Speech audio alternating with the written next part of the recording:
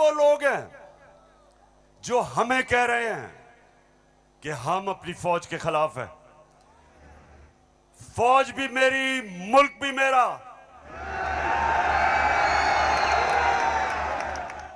جتنے ادارے مضبوط ہوں گے ملک مضبوط ہوگا، عدلیہ مضبوط ہوگی ملک مضبوط ہوگا، فوج مضبوط ہوگی ہم آزاد ہو سکیں گے.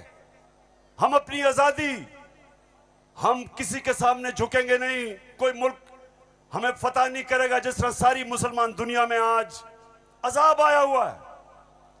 صومالیہ سے لے کے، لیبیا سے لے کے، سیریا سے لے کے ساری مسلمان، افغانستان میں کیا ہوا، یمن میں، ساری مسلمان دنیا میں کس طرح کا عذاب آیا، اور ہم وہ پاکستان ہیں جو ایک مضبوط فوج کی وجہ سے بچے ہوئے ہیں.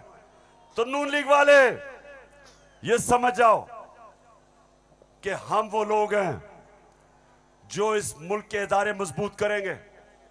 اور کبھی اگر کوئی تنقید کرتے بھی ہیں اپنی فوج کے لیے، اس کی بہتری کے لیے کرتے ہیں، تعمیری تنقید کرتے ہیں.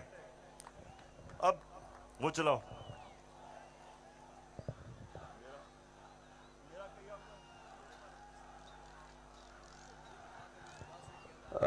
یہ بڑا امپورٹنٹ ہے، میں اپنی ساری قوم کے سامنے کہنا چاہتا ہوں. دیکھیں، ایک تو جو فوج کا ادارہ ہے کبھی اس کے خلاف بات نہ کریں، کیونکہ فوج ایک ایسی چیز ہے جو اگر ہماری فوج نہ ہوتی تو یہ ملک میں نہیں رہنا تھا. عمران خان سے زیادہ اس ملک کو ضرورت پاکستانی فوج کی ہے، اور ہمیں ہمیشہ اس ادارے کو اس کی مضبوطی کے لیے ہمیں بات کرنی چاہیے.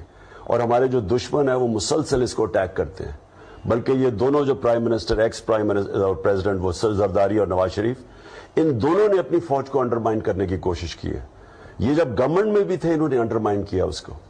انہوں نے گورنمنٹ میں رہتے ہوئے وہ ڈان لیگز کیا تھیں، ڈان لیگز وہ ہندوستان کے ساتھ کہہ رہے تھے کہ جی ہماری فوج کی وجہ سے ہم دوستی نہیں ہو رہی. اور جو میمو گیٹ تھا وہ کیا تھا،